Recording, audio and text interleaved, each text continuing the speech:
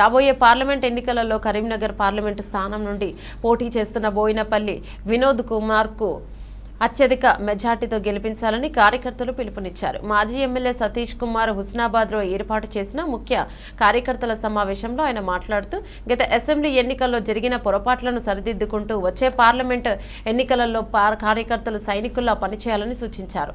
గతంలో టీఆర్ఎస్ ప్రభుత్వం చేసిన అభివృద్ధి కార్యక్రమాలు, అమలు చేసిన సంక్షేమ పథకాలను ప్రజలకు వివరిస్తూ ప్రస్తుత కాంగ్రెస్ ప్రజాపాలనలో జరుగుతున్న నిర్లక్ష్యం, అమలు కాని పథకాలపై ప్రజలకు అవగాహన కల్పించాలన్నారు. వరంగల్ పార్లమెంట్ అభ్యర్థిగా ప్రస్తుత హనుమకొండ జిల్లా పరిషత్ చైర్మన్ డాక్టర్ సుధీర్ కుమార్కు అవకాశం కల్పించాలని బీఆర్ఎస్ పార్టీ అధినాయకత్వాన్ని కోరుతూ హుస్నాబాద్ నియోజకవర్గం బీఆర్ఎస్ పార్టీ ఏకగ్రీవ తీర్మానం చేయడం జరిగిందన్నారు. కార్యక్రమంలో బీఆర్ఎస్ పార్టీ ప్రజా ప్రతినిధులు, కార్యకర్తలు, నాయకులు పాల్గొన్నారు.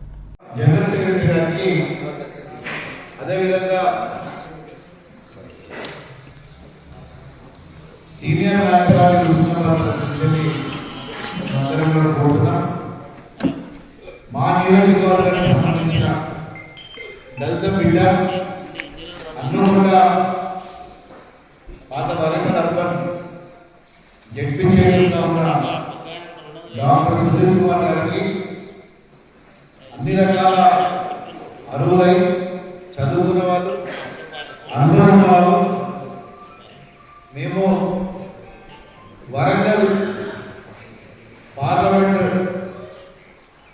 టికెట్ బీఆర్ఎస్ తరఫు నుంచి భారత రాష్ట్ర సమితి తరఫు నుంచి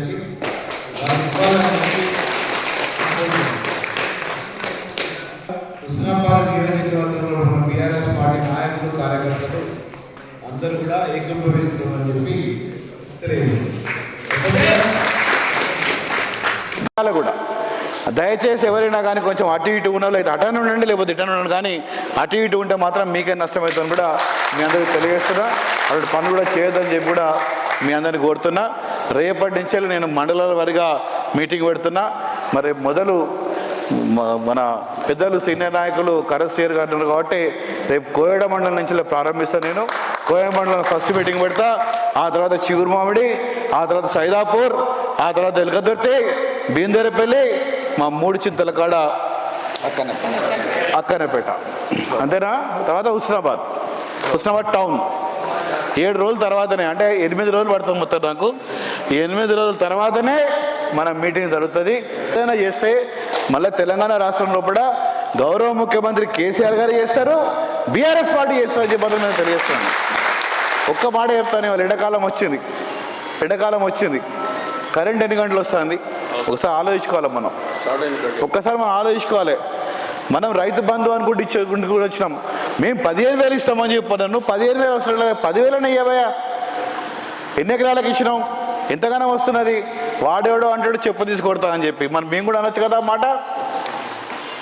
మంత్రి స్థాయిలో ఉన్నాడు అంటాడా, సరే వెళ్ళాడు మళ్ళీ ఏమో అంటే అనుకోవచ్చు, వాడికి ఏం పని లేదు, ఆ క్యూ న్యూస్ పెట్టుకుని వాడు మాట్లాడతాడు అనుకోవచ్చు, వాడు ఎట్లుంటాడో మనకు ఎరికే. కానీ ఈ మంత్రి అంటాడా అంటే దాని అర్థమైంది తెలంగాణ ప్రజలు అంత అల్గా కనబడతానరా, రైతులు అంత అల్గా కనబడతానరా? నాకు అర్థమవుతలేదు. రైతులు అంత అల్గా కనబడతానో తెలంగాణ ప్రజలు అంతా కనపడుతున్నాం.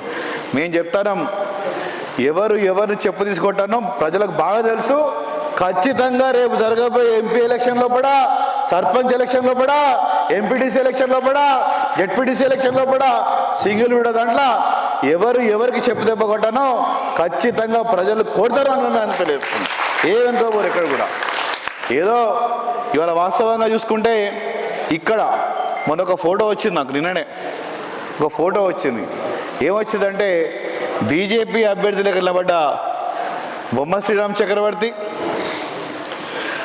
మంత్రి పొద్దం ప్రభాకర్, ఇక్కడున్న బీజేపీ క్యాండిడేట్, ఇక్కడున్న కాంగ్రెస్ అండర్స్టాండింగ్లో పోయి ఇక్కడ బీజేపీని పనిచేయించలే కాబట్టి ఇవాళ ఆయన గెలిచలేదు బాధ, లేకపోతే గెలిచే ప్రసక్తే లేదు. మొన్న కరీంనగర్లో కూడా ఏ నియోజకవర్గంలో కూడా ఎన్ని ఓట్లు వచ్చినా లెక్క తీసిండ్రు. నేను ఆశ్చర్యపోయినా, అసలుకు ఏం ఆశ్చర్యపోయినారికైనా. గెలిచిన ఎమ్మెల్యేలకు ఎన్ని ఓట్లు వచ్చినాయంటే కేటీఆర్ గారికి 84,000 85,000 వచ్చింది. మనకు వాస్తవంగా 81,000 వచ్చేది.